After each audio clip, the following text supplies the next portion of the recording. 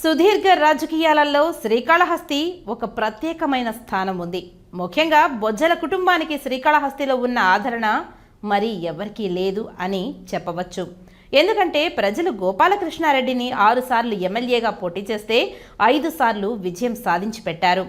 ఉమ్మడి చిత్తూరు జిల్లాలో 3 సార్లు ఏకైక మంత్రిగా కొనసాగారు ఆయన. అందుకు నిదర్శనం ఆయన పరిపాలన.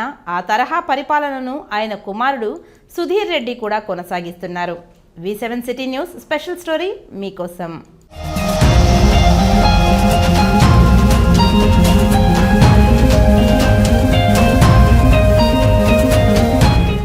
ఏపీ మంత్రివర్గ విస్తరణ త్వరలో జరగనుందని ప్రచారం ఉంది. ఉమ్మడి చిత్తూరు జిల్లా నుంచి రేసులో శ్రీకాళహస్తి ఎమ్మెల్యే బొజ్జల వెంకట సుధీర్ రెడ్డి ముందు వరుసలో ఉన్నట్లు తెలుస్తోంది. ఆ మేరకు ఖరారుపై అధిష్టానం నుంచి స్పష్టత వచ్చినట్లు శ్రీకాళహస్తి పట్టణంలో ప్రచారం బాగానే కొనసాగుతుంది. దీంతో శ్రీకాళహస్తిలో కూటమి నేతల్లో హర్షోద్రేకాలు వ్యక్తమవుతున్నాయి.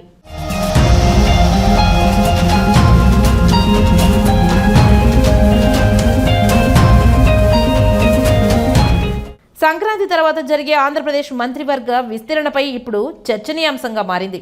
ఎవరు ఉండబోతున్నారనే దానిపై జరుగుతుంది. ఉమ్మడి చిత్తూరు జిల్లా నుంచి తొలి విడత మంత్రివర్గ విస్తరణలో ఎవరికి స్థానం దక్కలేదు. ముఖ్యమంత్రి నారా చంద్రబాబు నాయుడు మినహా జిల్లా నుంచి ఎవరు మంత్రివర్గంలో లేరు. ఇప్పుడు రెండో విడత జరిగే మంత్రి విస్తరణలో స్థానం లభించే అవకాశం ఉంది. ఈ రేసులో శ్రీకాళహస్తి ఎమ్మెల్యే బొజ్జల వెంకట సుధీర్ రెడ్డి పేరు ప్రముఖంగా వినిపిస్తుందని స్థానిక టీడీపీ నాయకులు అంటున్నారు. మాజీ మంత్రి స్వర్గీయ బొజ్జల గోపాలకృష్ణారెడ్డితో నారా చంద్రబాబు నాయుడుకు మధ్య విడదీయరాని అనుబంధం ఉంది.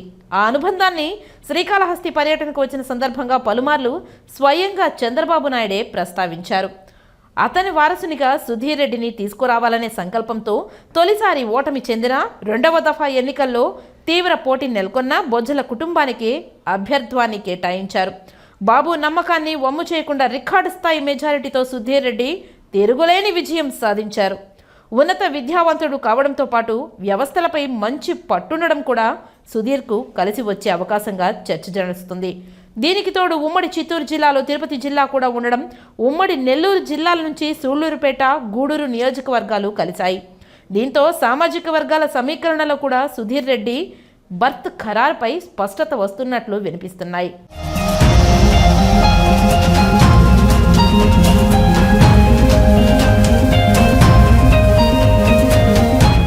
అయితే ఈ వార్తలు పుకార్లు మాత్రమేనని కొందరు అంటున్నారు. ఎమ్మెల్యే సన్నిహితులు మాత్రం ఆయన శ్రీకాళహస్తి అభివృద్ధిపై దృష్టి సారించారని, గత వైసీపీ ప్రభుత్వంలో జరిగిన అక్రమాలను, అవకతవకలను సరిచేస్తున్నారని, ప్రజలకు ఇచ్చిన మాటను నిలబెట్టుకునే ప్రయత్నంలో వారు ముందుకు పోతున్నారని అన్నారు. మంత్రి పదవిననేది బొజ్జల కుటుంబానికి తప్పకుండా వస్తుందనేది మాత్రం నమ్మకంగా తెలపగలం. అది ఎప్పుడు అనేది పార్టీ అధ్యక్షుల నిర్ణయం మీద ఉంటుందని అంటున్నారు ప్రజలు. అయితే వేచి చూడాలి. మరి మంత్రివర్గంలో సుధీర్ రెడ్డికి స్థానం దక్కుతుందా లేదా అని ప్రజలు ఎదురు చూస్తున్నారు.